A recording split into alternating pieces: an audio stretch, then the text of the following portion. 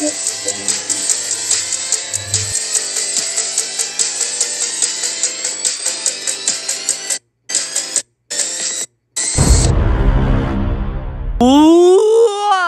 is going on, everybody? It is your boy, your man, Sooks.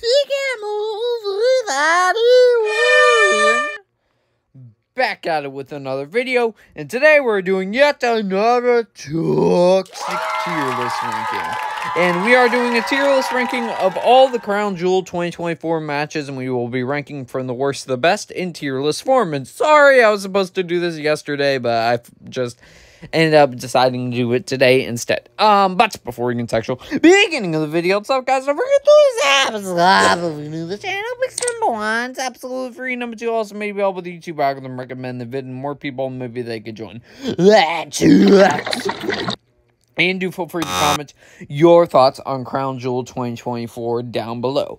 But with that being said, guys, let's get right into and before we get right into here are the tiers. So we have best of the best, which means they're like a perfect match. They're close to 5 stars. They were phenomenal. Great means they come close to perfect, but there was like a minor flaw holding it back. Toxic goodness means it was good. It was a solid match. Okay means overall it was a mixed bag. I didn't know how to feel about it. There was some good, there was some bad. And then toxic trash means dumpster fire, the worst matches of Crown Jewel 2024 down. Anyways, and to be honest with you guys, this might be my top 5 favorite pay-per-views of the year, which surprised me. Alright, so the first match that kicked off the show was New Bloodline versus Old Bloodline.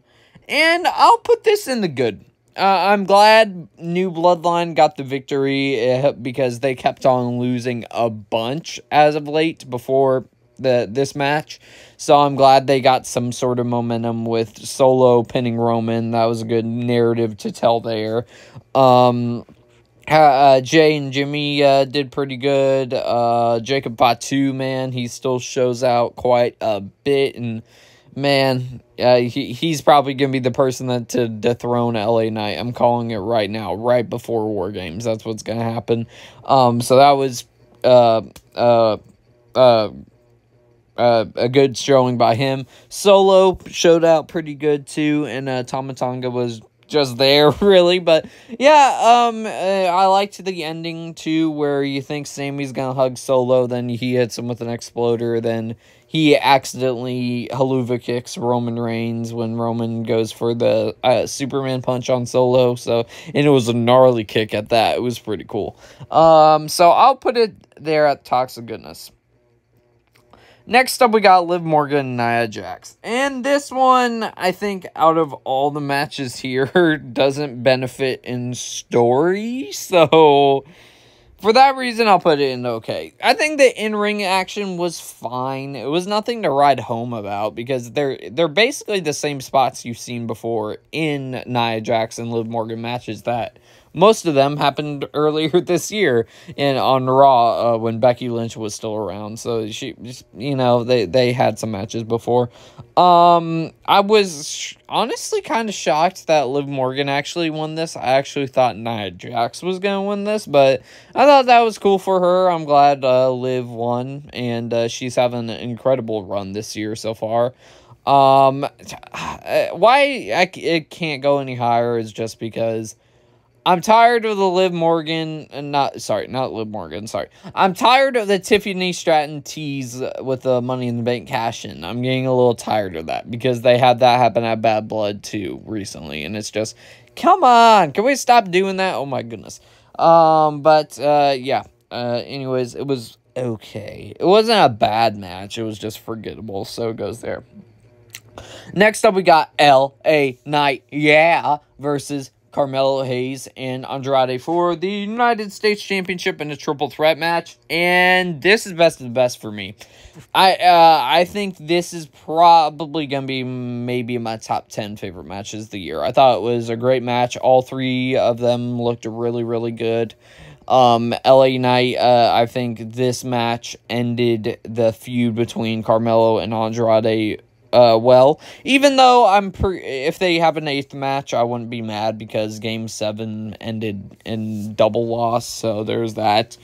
And I think this ends the feud with LA Knight with them. So, and like I said before, I think LA Knight's gonna face Jacob Fatu next. So, everyone did a really good match. Carmelo definitely was the show out here.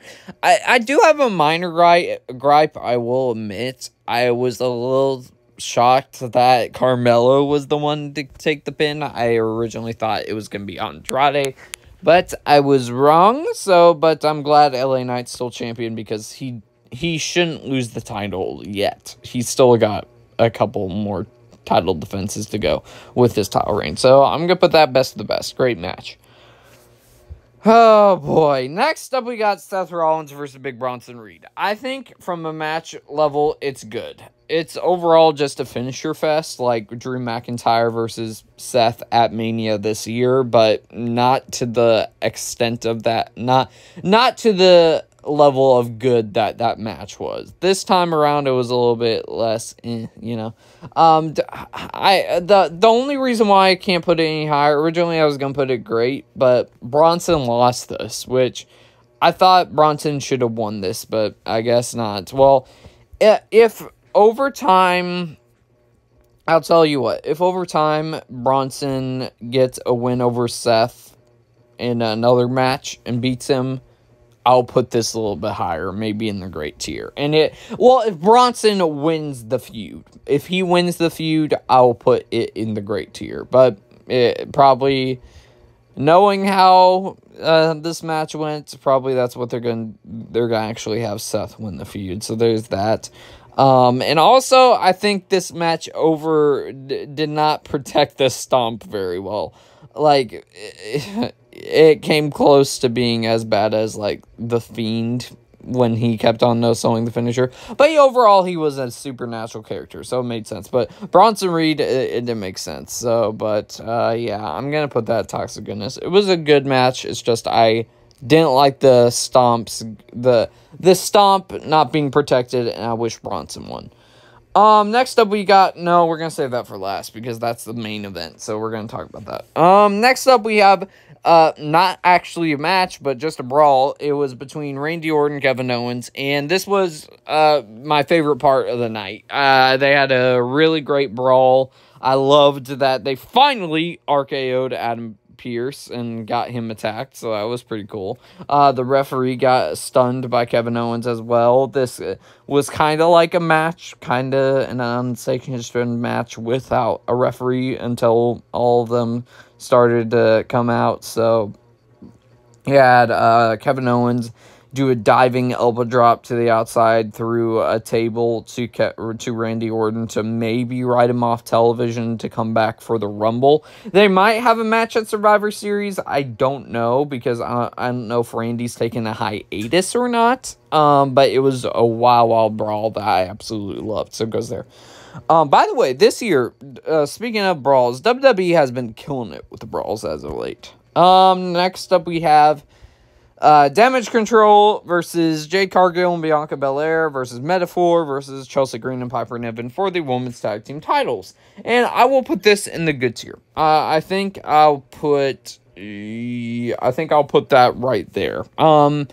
I think the Women's Tag Team division is definitely improving. I'm glad Bianca and Jade retained, because if they would have lost the titles by now, I was going like, what would be the point for them to win the titles back to immediately lose them again? But it is what it is. They're still champs. All Damage Control looked really strong in this outing. Metaphor also looked quite good. Chelsea Green did good too, and Piper Niven also did good. And of course, the Women's Tag Team champions Bianca and Jade did good too. And I liked the way they ended the match with a Doomsday device. I thought that was pretty cool, and I would like that to be their tag team finish, because the women's tag team division doesn't really have any women's tag team finishers, so that was great to see. And then next up, we have Cody Rhodes versus Gunther, the ring general. Also, I forgot to mention this was for the Women's Crown Jewel Championship, and this is for the Men's Crown Jewel Championship, and also another Best of the Best match. I think it was obvious that Gunther was going to lose, even though, don't get me wrong, I love Papa Gunther, and I was kind of hoping he would have won this one, but, you know, Cody won, which, it's fine. He's having a pretty good year, so that was pretty cool. Cody, the way he won was really cool, how he went for a Cody cutter, then Gunther caught him out the air and tried to lock in the sleeper hold, then Gunther gets rolled over, and then Cody pins him, which I'm glad it ended that way, so it protected Gunther. And if it would have ended by him just straight up beating him, I wouldn't have liked that. The technical stuff for the match I thought was really good as well, as you expect from all of Gunther's matches. So, yeah. Overall, best of the best match. I think Crown Jewel might be one of my favorite pay-per-views of the year. I think it would probably be behind SummerSlam, NXT Heatwave, and WrestleMania 40. And maybe NXT Stand and Deliver. I would have to think about that. But yes, anyways, a really good pay-per-view, surprisingly. But with that being said, guys, that's just my thoughts on Crown Jewel 2024. Be sure to let me know your list down below. With that being said, guys, I'll see y'all next one, everybody.